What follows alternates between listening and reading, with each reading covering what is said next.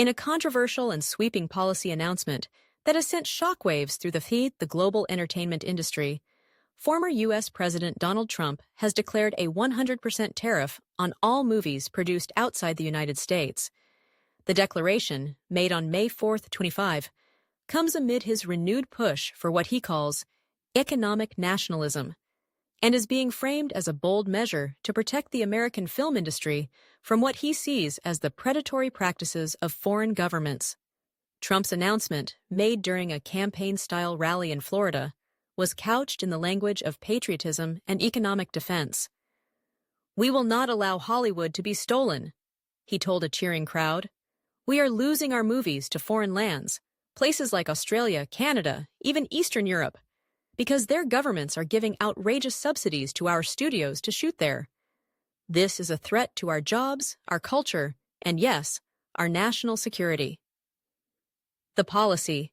What the tariff means under the new directive, the United States will impose a 100% tariff on all films produced outside the country, regardless of the language, production company, or intended distribution market.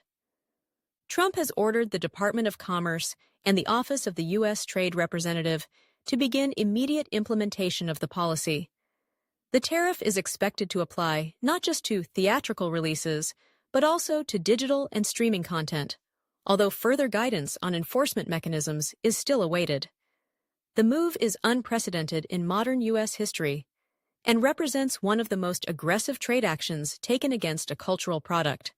While tariffs have been used before to protect specific industries, such as steel, automobiles, and agriculture, this marks a rare intrusion into the entertainment sector, an industry that has long thrived on global partnerships and international markets. Trump's justification: a very fast death of American film. In his speech, Trump painted a bleak picture of the American film industry's future if foreign incentives continue unchecked. "We're watching the very fast death of an iconic American institution, our movies," he said. "Foreign governments are buying off our producers with sweetheart tax deals and cash rebates. We are going to stop that right now." He also claimed that the shift of film production overseas not only costs American jobs, but also weakens national unity and identity. "Movies are more than entertainment. They are who we are. And when we let other countries tell our stories, we lose control of our narrative," Trump added. Global reaction, shock, and disbelief. The global reaction has been swift and strongly critical. Australia, one of the countries most frequently cited by Trump, expressed deep concern about the policy. Over the last decade, Australia has become a major filming hub for Hollywood blockbusters, thanks to attractive government incentives and world-class facilities. Officials and film industry leaders fear that the new U.S. tariff will prompt studios to pull projects already in development and reconsider future investments. "This is death to our local film economy," said an Australian producer based on the Gold Coast. "We've built a vibrant industry here, one that collaborates with Hollywood, not competes against it. This tariff will devastate jobs, infrastructure, and the very idea of international co-productions." European nations echoed the concerns.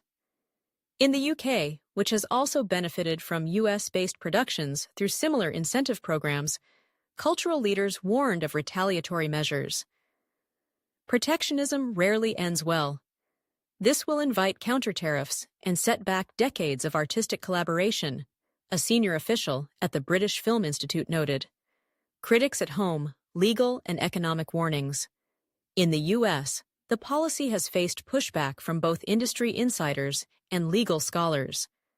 Critics argue that the tariff could backfire by inviting trade retaliation from key allies, reducing the international appeal of U.S. films, and even violating World Trade Organization (WTO) rules on cultural goods. The Motion Picture Association (MPA), which represents major studios including Disney, Warner Brothers, and Paramount, released a cautiously worded statement saying it was evaluating the implications of the policy and engaging with the administration to ensure that the global reach of American storytelling is not harmed. Free trade advocates and legal experts have also raised red flags. This is a clear politicization of a cultural sector that thrives on openness and exchange, said Professor Linda Owens, a trade law expert at Columbia University. Such a sweeping tariff could face significant legal challenges and might be ruled discriminatory under international trade laws. Implications for the future: streaming, co-productions, and culture wars. What remains unclear is how the policy will be enforced in an age of digital distribution. Will films co-produced by American and foreign entities be subject to tariffs? Will streaming services be penalized for hosting foreign-made content? As of now, the administration has not released detailed guidance. However, Trump's rhetoric suggests a broader cultural agenda. He has previously criticized Hollywood for being too woke, and his new tariff appears to double as a political message to conservative voters who believe the film industry has drifted away from traditional American values. This is part of the broader culture war Trump is waging, said political analyst Marcus Reed. It's not just about economics. It's about control, narrative, and appealing to voters who feel alienated by today's entertainment industry. A cinematic trade war in the making?